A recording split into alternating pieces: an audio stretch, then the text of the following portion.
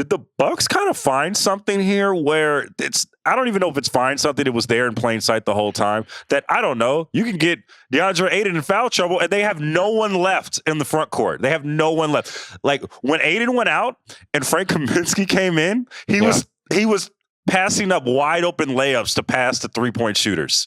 That's what it is after Ayton.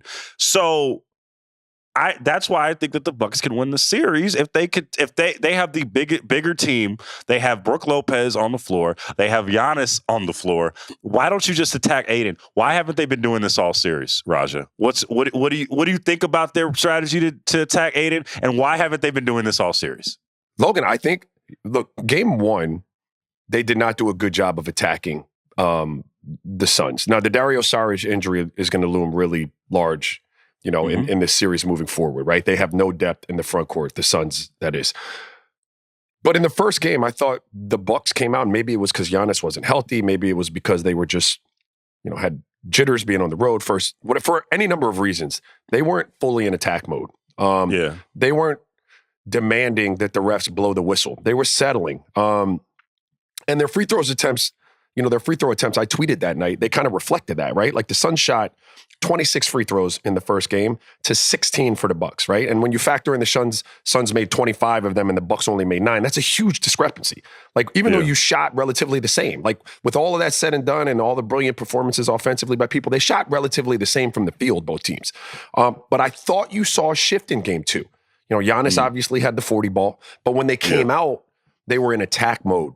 Milwaukee was getting to the cup. They were trying to punish the Suns. Now, it didn't play itself out in a win, but the Bucks shot 23 free throws, and the Suns shot 14 in game two.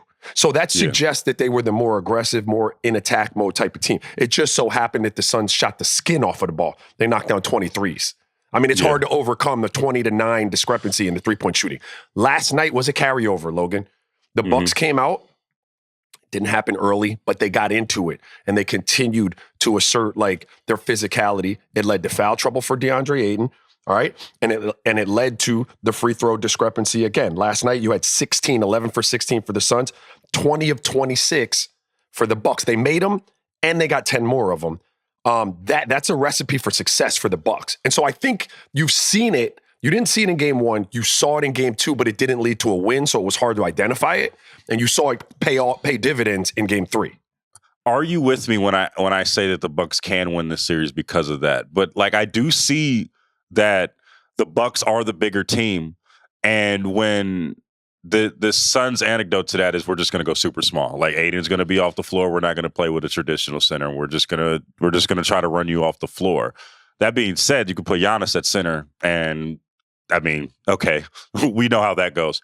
Do you think that the Bucks still have a chance at this series? I still think that they can win. Do you agree with me on that? Absolutely. Absolutely. Now, I've said from the jump, I thought the Suns were going to win it, but I thought it was going to be a long series.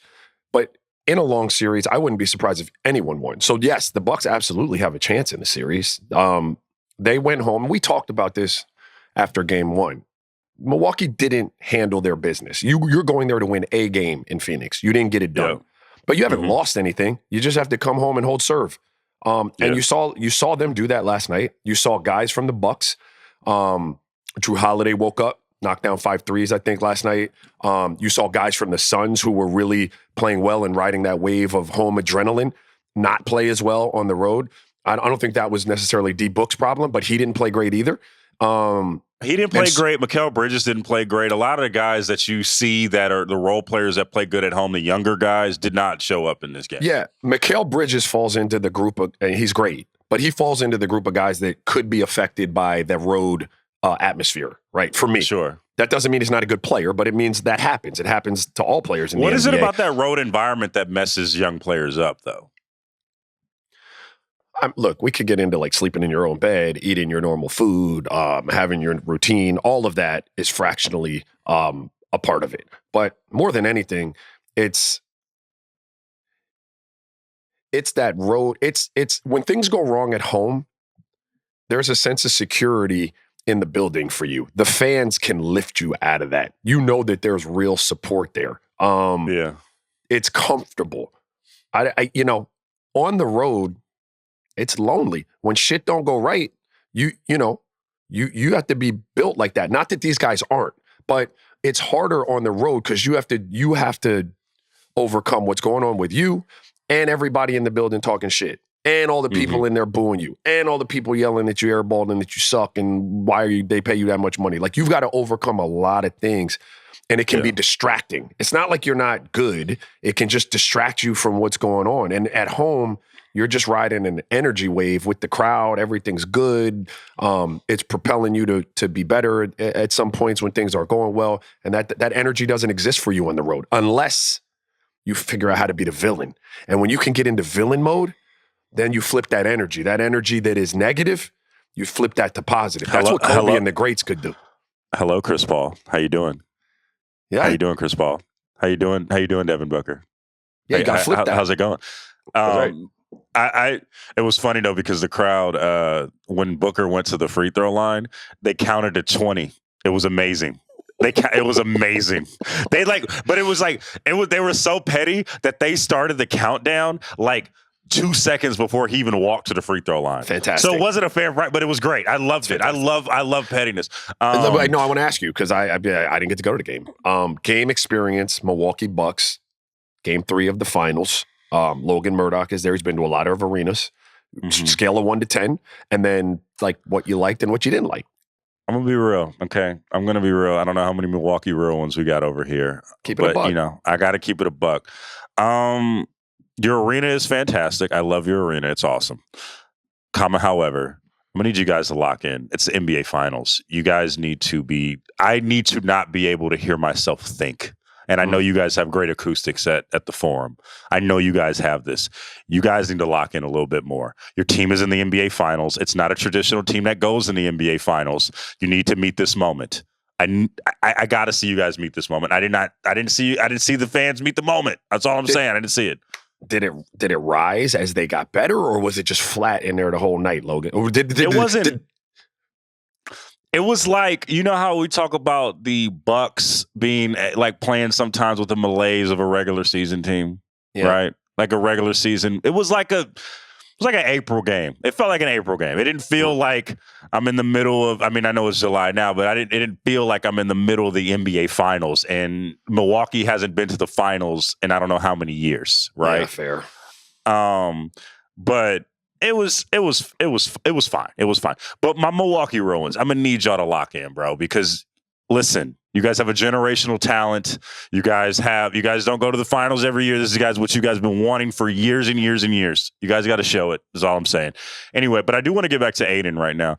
My question to you is, we all know Ayton's been great defensively, has not been fouling as much as he does historically in the regular season, but it seemed like they were targeting him during this game. I'm talking about other players. What the opposing? You talking about the refs? Or you talking about other players? What you talking about? Yes.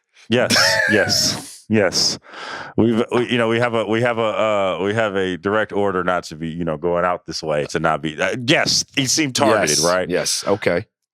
How do you, as a teammate, whether you feel he's being targeted by both players, because that happens too. I mean, it's basketball. If somebody has fouls, you fucking go after that person.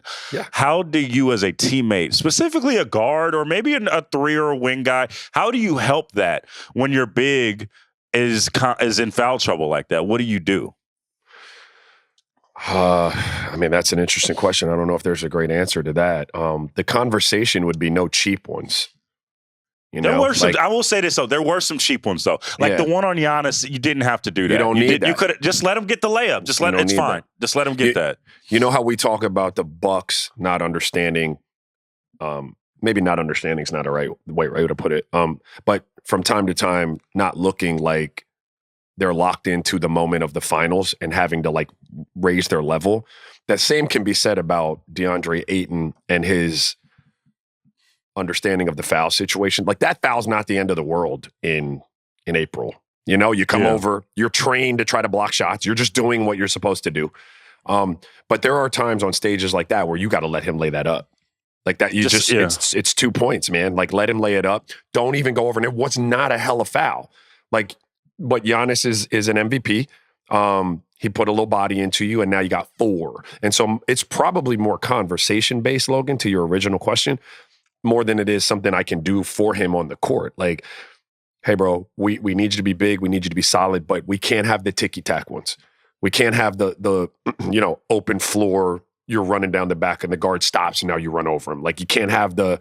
Because to your point on that, like, your point on that, right, is where, like, you alluded to the refs as your best friend Scott Foster was reffing tonight or last night, and we don't have to get too much into that. But like, to your point about refs kind of dictating the game in that way, I think that's what you're saying. And like, the refs are going to call the fouls, but don't make it so easy on them, right? They're going to call those fouls, but at like the 4th foul that we were both referencing, you didn't have to do that. You could have just had 3 and it would have been fine. You would have been able to play. You could have still played aggressively. Just keep your hands up. But don't just ram the dude because he's going to flail. Like, I would have flailed too if I'm Giannis in that position. You're trying to get him out of the game. So is that what you're saying? That is what I'm saying. And see, refereeing, not to go here, because I had no problem with the way the refs ref the game last night. I thought Milwaukee deserved those free throws. They were in attack mode. They were in bully mode.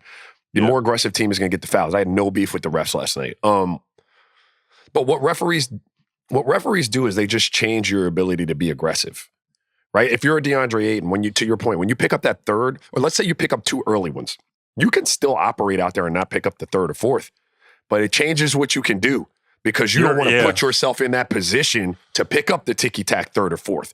So it really does hamstring what a defensive presence like DeAndre can do when you give him 2 early ones, because now you're always like, do I go over? Is it frustrating more when you're a shot blocker like Ayton? Is it more frustrating when you do get those 2 quick fouls because your whole mindset is aggression? Your whole mindset is that, like, I got to get to this ball, and then to leave layups on the table because you can't foul people, that has to be frustrating for a big, right?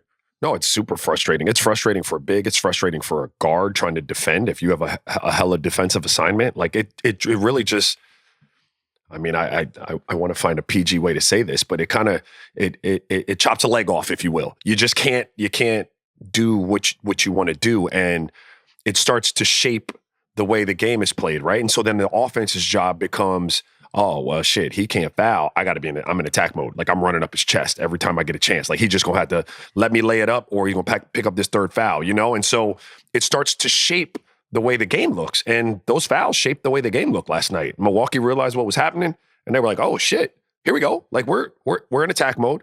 And kudos to them for realizing what was going on and taking advantage of it. But DeAndre has to figure out how to be a presence. And it's part of growing. It's part of, the game-to-game in the finals, how to be a presence, how to be out there and be what he's offensively, because he's been great offensively, and not get in that foul trouble, because they just don't have, you can't run Frank Kaminsky out there. Like, Frank Kaminsky, no, you can't run him out You there. Absolutely cannot put out Frank Kaminsky. Yes. I think I alluded to this in the beginning of the pod. The man went up to go up for layups, wide open layups, and passed it off for He can't be out shot. Frank He wasn't ready.